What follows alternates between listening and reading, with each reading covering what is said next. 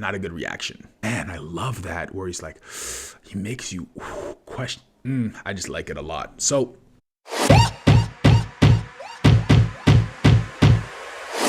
hi YouTube, welcome back. Today we're doing another reaction video, but today it's not Star Wars.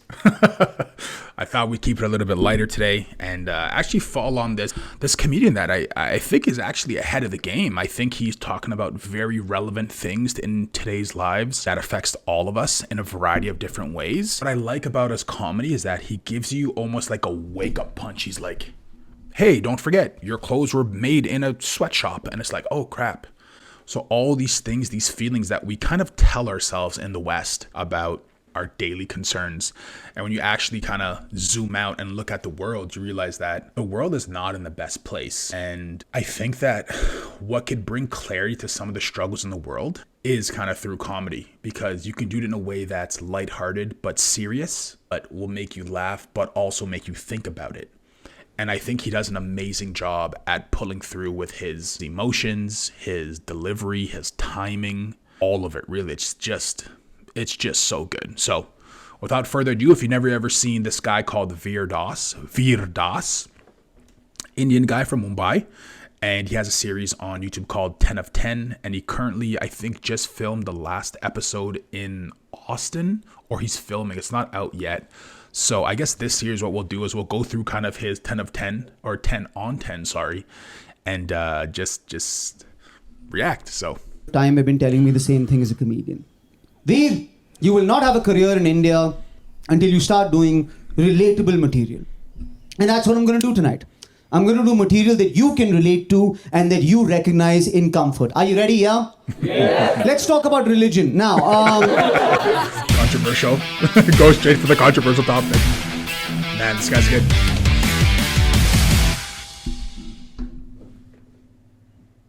Do you know how sad it is that we have to hide in a forest to have this conversation? This is how cults get started. If we do this 3 times, I'll either be enlightening you or fucking you. I do not believe in ritual or religion because I believe in God. Much like I don't believe in bungee jumping or skydiving because I believe in gravity. So what does that make me, people of the forest? It makes me a man with lots of belief but zero faith. And that's okay, is it not? Yes. You can believe in someone that you have zero faith in. It's called marriage. On the flip side, you can have a lot of faith in something you know isn't true. It's called journalism. See? Told you, where it's real. So I believe in a higher power. I pray to that higher power every night. I just do not believe that it is a religious higher power. In my mind, it is a female higher power. Yes. Woo. Thank you, ma'am. I wouldn't do that. I wrote the next joke. You're not going to like it. The reason that I believe that God is a woman is because she never fucking listens to me. This bitch doesn't do one goddamn thing I fucking asked her to do. The girl who jumped in was like, oh yeah, woman. And then he's like, you're not going to like the joke. You're not going to like that. But I do not believe that there are multiple religions. I believe that there is one God, and she was like a single woman. And she was just dating. You know, she got onto like God, Tinder, Ginder, Gumble, whatever the hell that is. And she went out on multiple dates with multiple prophets. That's how it happened. She said the exact same thing to every single prophet. Exact same thing, but because they were men, they understood different shit and wrote different shit down, and that became religions.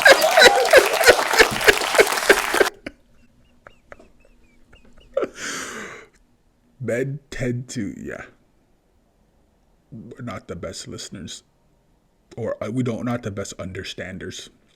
We listen well, but yeah. That's all religion is, it's mansplaining. Trust me, I know what I'm talking about. I'm a man. You know, she was just dating, that's it. Every prophet just got one date. Muhammad got one date. Siddhartha, one date. Moses, one date. Jesus got a second date. Yeah, she was walking home with Jesus. She's like, I had a really good time. We should do this again. And he was like, okay, I'll come back Sunday. Come back, yep. And then she dated all these multiple prophets and eventually married a Hindu guy and started a family. That's how we got 5,000 gods, alright? It's a joint family. No other god has a family. Who is Mrs. Allah?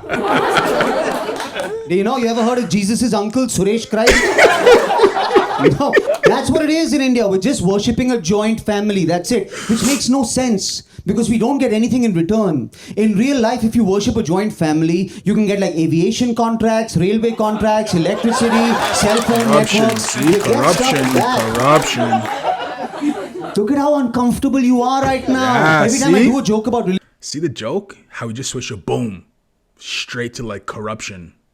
Oh, he's scared. Religion, people are like, Veer, but why must you joke about religion? There are so many other wholesome and relatable topics that you can use to make other people laugh. My Gujarati uncle. Man, fuck your Gujarati uncle. Fuck your Gujarati uncle. I just spent 8 months indoors without a microphone. I just got it back. You think I'm going to waste it on your Gujarati uncle? The reason I can't do all the jokes in my head is because all of us are collectively worshipping a Gujarati uncle, alright? Comedians and talk. every time I do these jokes, people are like, Veer, don't talk about my faith. It ain't your faith. It's faith. Veer, don't talk about my God. Not your God. Doesn't belong to you. If you keep walking around going, hey man, don't talk about my girlfriend, I'll kick your ass.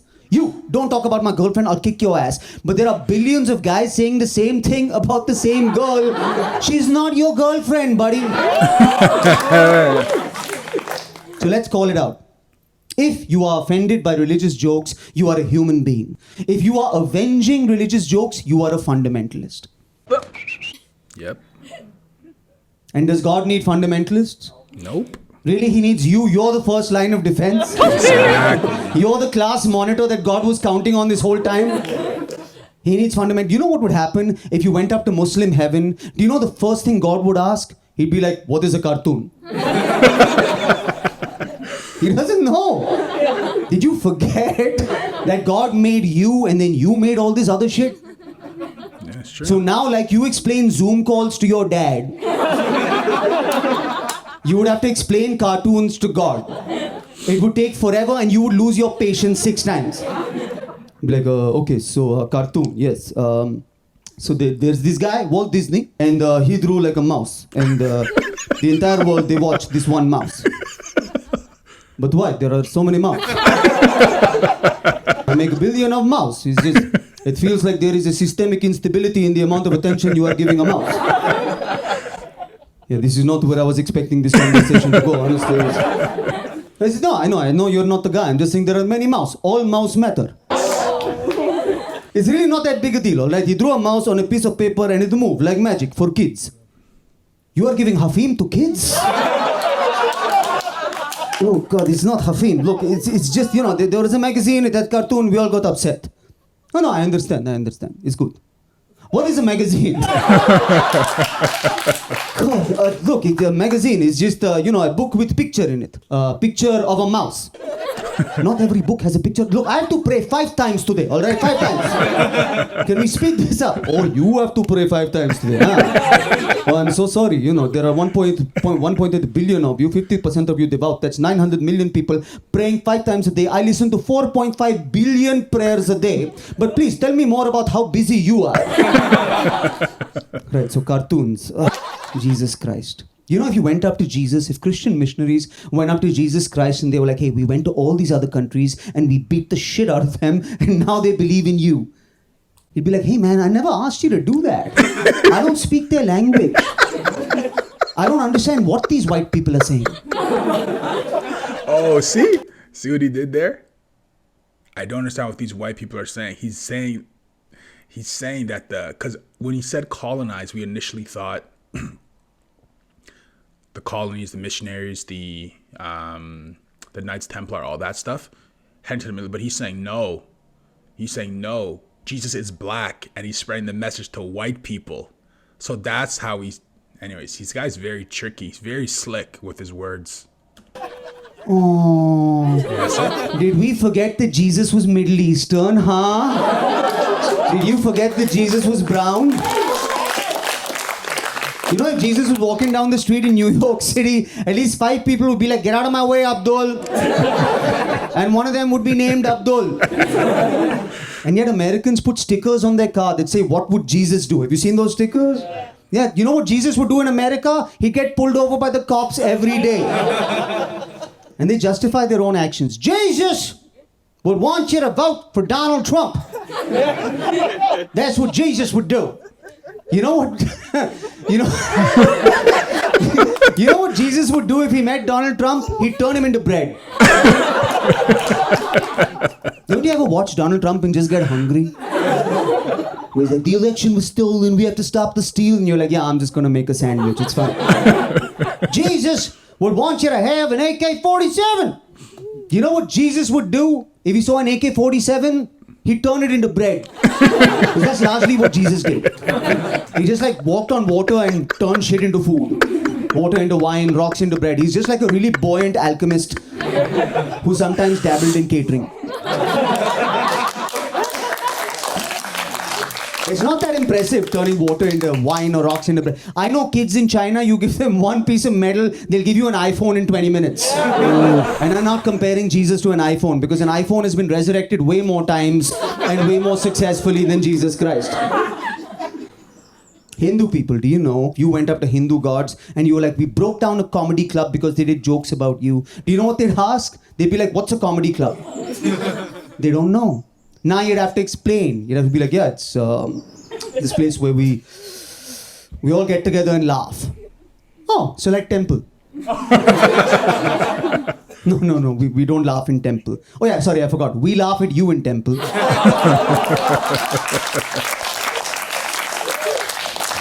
You're also desperate. Yo, man, it's true. If the gods were looking at us, they'd be like, what the hell are you guys doing? Just be laughing at us, man. Just laughing like you guys gave you all these things. You guys just do the most ridiculousness, man. You're not gonna pass. You think Hindu gods are impressed with you? Do you? Honestly, I think they are. Just by what you drink. I think Hindu gods are looking down at a cow like they drank what? Context for those of you that are watching from outside the country. Sometimes some Hindus will drink the piss of a cow because they believe that it has medicinal properties. Shall I be honest with you? I tried it. Yeah. Just to write this joke, I tried it.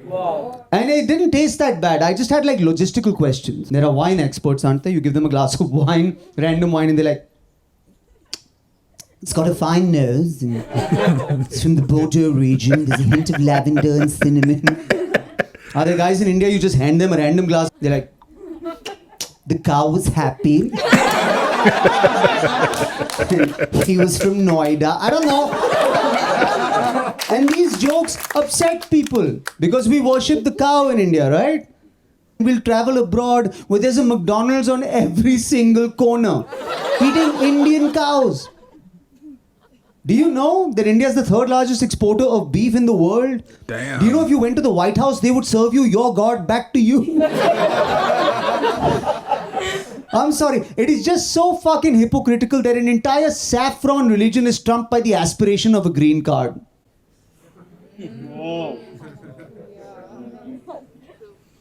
And let's sit in this silence for a second. Let's. If your faith is so rattled by a joke, is it really that strong? It's true. You believe in your God? It's true. You worship your God? Leave my jokes alone.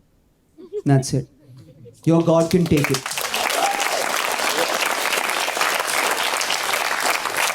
You think your God can't take it? I promise you he can. Your God made the moon, the sun, the earth, the wind and the fire. You think he doesn't have a sense of humor? He made you.